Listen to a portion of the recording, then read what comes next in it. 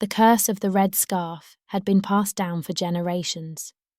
It was said that whoever possessed the red scarf would suffer a terrible fate, and that the curse would follow them until their dying breath. I didn't believe the stories until one of my classmates experienced this firsthand. I don't want to use her real name, so I'll call her Sarah. At first, Sarah didn't believe in the curse either. She thought it was just an old wives' tale, a way for people to explain the unexplainable, until it happened to her. It all started when she found a red scarf. Sarah loved to shop at second-hand stores, and one day while shopping, she found this red scarf that she had to have. Not only was it a bargain, but it was beautiful and looked practically new. She couldn't believe someone would throw away a perfectly good scarf. It was hers now. She bought the scarf and wore it that week. It was a hit. She received several compliments about how beautiful it was, and her co-worker asked if she could borrow it sometime. Sarah was flattered and agreed that she could borrow the scarf whenever she wanted. Life got busy, and a few weeks went by. Sarah was stressed about an important client meeting coming up, and the last thing she was thinking about was the scarf. The novelty had worn off. It was tucked away. As they say, out of sight, out of mind. As she stressed about this meeting, she knew that the client's first impression of her would be half the battle, so she had to ensure she looked the part. She wanted to convey professional, confident, and capable, and that meant she had to wear her best suit. Immediately, she thought of the red scarf because she knew it would be the perfect finishing touch to her outfit and a bold but classy statement piece to punctuate her appeal. Sarah was eager to see her vision in reality, so she rushed upstairs, grabbed her suit, and placed it on the bed. Then she snatched her heels from the cubbyhole, pulled the scarf from her accessories drawer, and arranged them next to her suit. "Perfect," she said.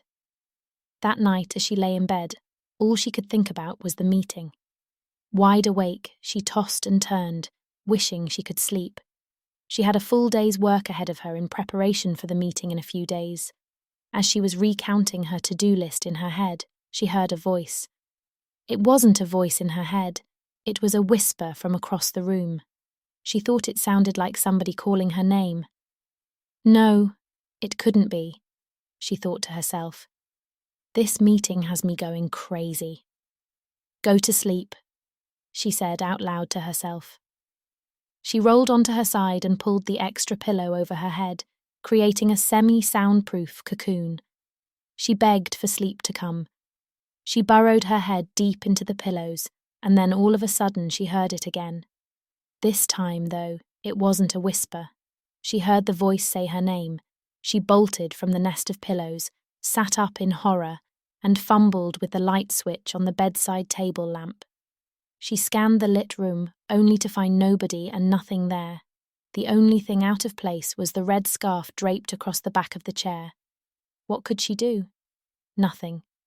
So she laid back down and tried to get some sleep, with the light on. After that night, strange things started happening frequently. She would continue to hear whispers. Sometimes the whispers would sound like a group of people having a private conversation across room. She could never understand what was being said, though. It always sounded like bees buzzing. Other times, the whispers were clear and direct. She would hear someone whispering her name directly in her ear. And in those moments, she'd also feel a chill run down the back of her neck, leaving her startled and frightened. This all was becoming too much for Sarah. In the beginning, she convinced herself that it was all in her mind. But as the days went on, things got more intensy. She started having nightmares, and she would wake up feeling exhausted and drained. She began to feel like something was watching her, following her everywhere she went. One night, Sarah woke up to find herself in a different room. She had no memory of how she got there, but she knew that something was wrong. The room was dark and cold, and there was a strange, musty smell in the air. As she looked around, she saw that the walls were covered in strange symbols and markings, and there was a single lit candle in the center of the room. Sarah's instinct was to run, but as she turned to go, she heard a disturbing, evil voice whisper in her ear, "You cannot escape the curse. You are mine now, and I will never let you go." Trembling with fear, Sarah ran out of the room in terror, and, in an instant, she found herself in the middle of the dark, empty street. It was as if she'd teleported from one place to the next. Then, in another instant, as if a switch flipped, she woke up. Terrified, her eyes were wide open, staring at the ceiling. Her heart was racing, and her pillow was wet from ear to ear. She realized it was only a nightmare, but it seemed so real. It was after that incident that Sarah was convinced that it wasn't stress or her imagination causing this frightening chaos. She knew that she was cursed. After all, the figure from her nightmare had told her so. Something was causing these incidents. She racked her brain trying to figure out what could have instigated these happenings, and the only thing she could come up with was the scarf.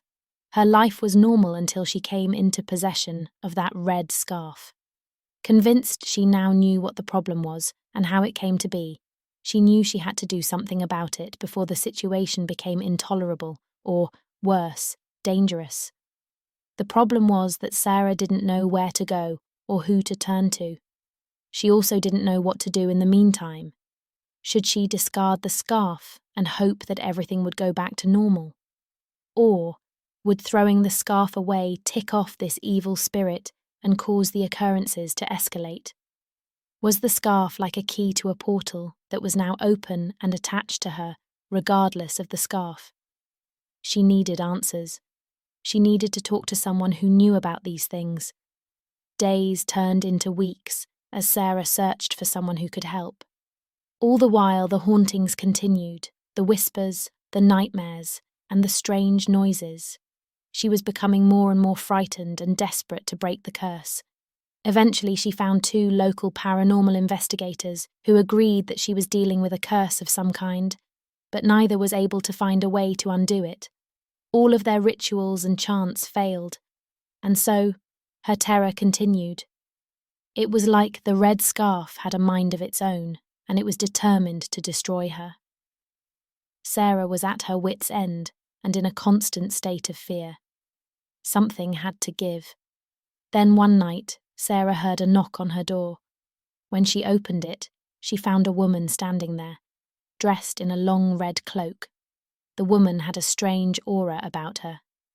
Before Sarah could even ask who she was, the woman said, in a low, raspy voice, "I can break the curse, Sarah, but you must give me the red scarf." Sarah hesitated for a moment, but then she realized that this was the help she had been asking and praying for.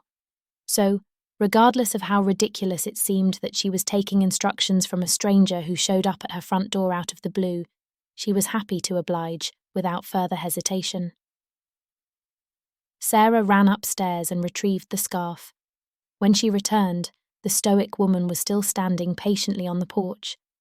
Sarah handed the red scarf to the woman, who then quietly turned around without saying a word and walked away into the darkness. It was as if the woman disappeared into the night.